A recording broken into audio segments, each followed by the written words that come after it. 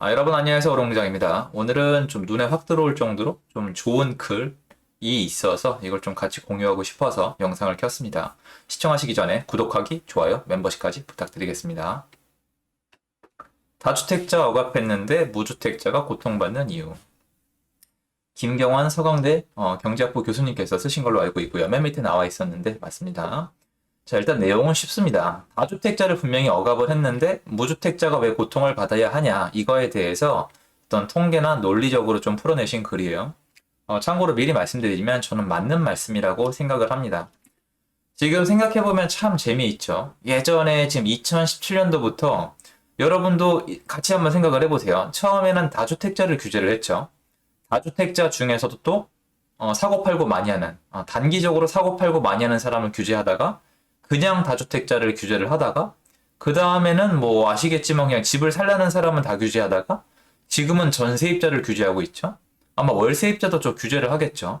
이런 식으로 계속 규제를 하고 있는데 문제는 분명히 처음에는 탐욕스러운 다주택자를 억압을 했는데 지금은 무주택자가 고통을 받고 있단 말이에요. 왜냐면 지금 전세나 월세로 버티기가 상당히 좀 부담스러운 상황까지 왔잖아요. 그래서 쭉 내려보면은 하나씩 다 풀어놨어요.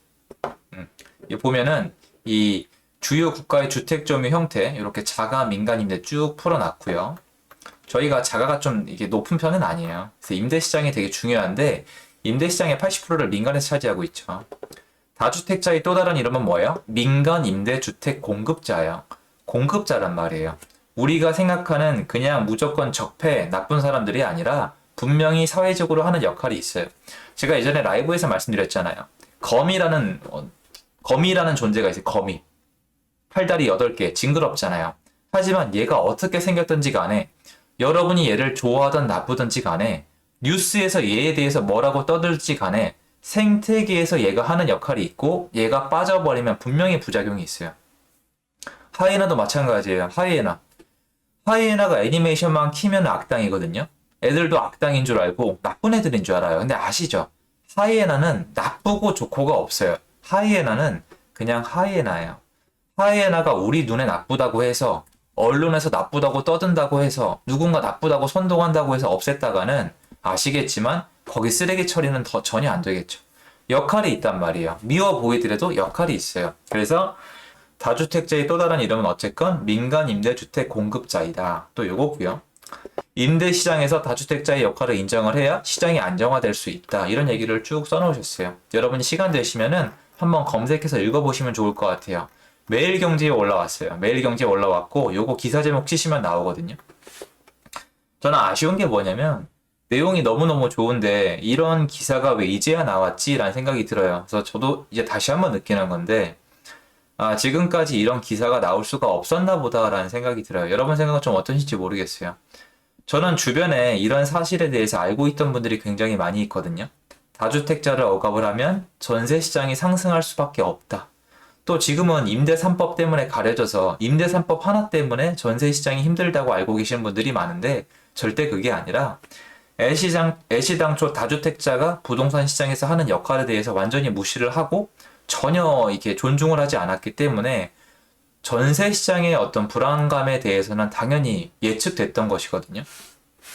예전에 이제 박근혜 정부 때 전세 시장의 불안에 대해서 야당에서 엄청나게 질타를 했고 그것 때문에 다주택자 양성을 했고 2014년도부터 양성을 했죠. 그래서 2016년 이후로 한동안 전세 난민이라는 얘기가 쏙 들어갔었거든요.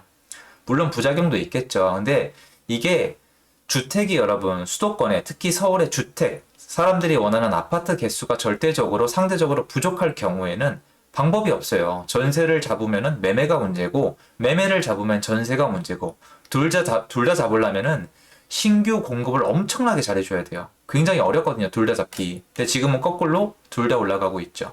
그래서 저는 지금 시장을 제대로 돌리려면은 이런 기사에 대해서 여러분들이 충분히 인지를 해야 된다고 생각을 해요. 그런데 저도 좀 어느 정도 포기한 게 이미 부동산이 약간 개념? 어떤 이념?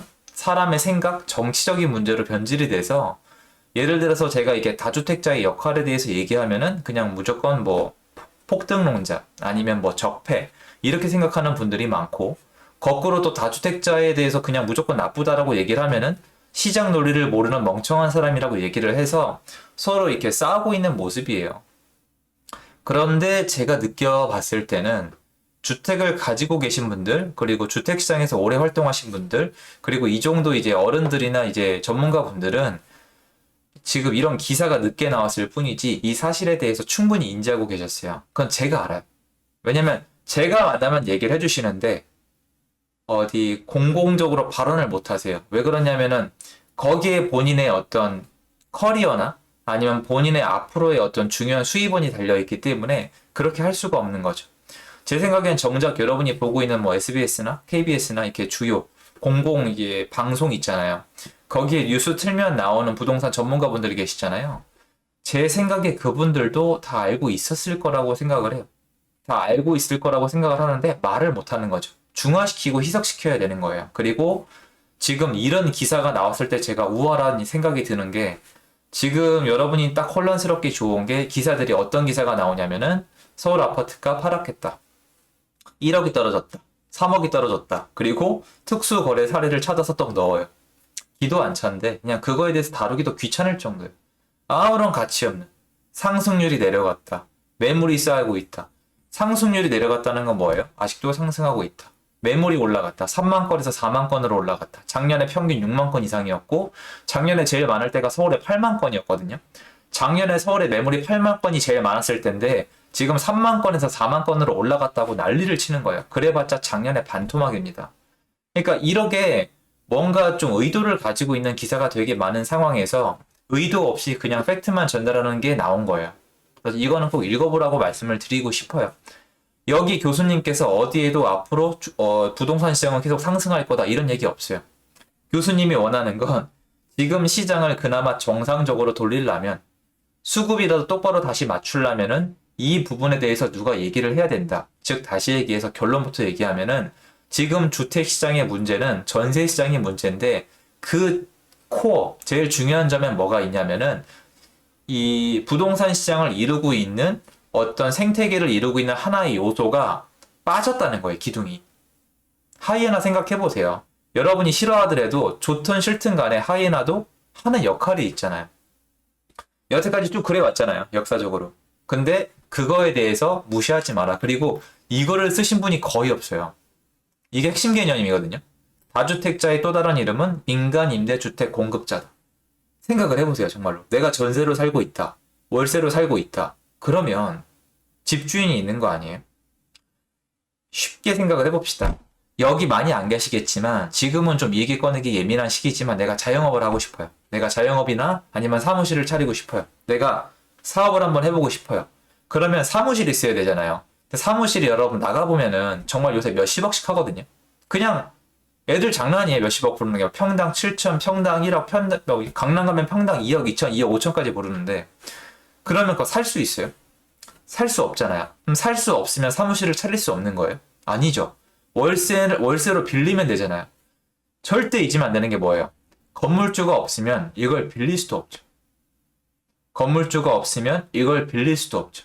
그럼 이 생각하실 거잖아요. 야, 그 건물주가 그걸 비싸게 빌려주는 게 문제가 아니냐. 그 건물주도 대출을 받았잖아요. 그 건물주는 또 뭐 생각해야 돼요? 누군가 그걸 지어줬죠. 지은 사람은 누구예요? 누군가 이 땅을 가치 있게 해줬죠. 그럼 그 땅은 뭐예요? 누군가 사람이 찾아와서 이 땅이 가치 있게 만들어줬잖아요. 이게 쌓이고 쌓인 거예요.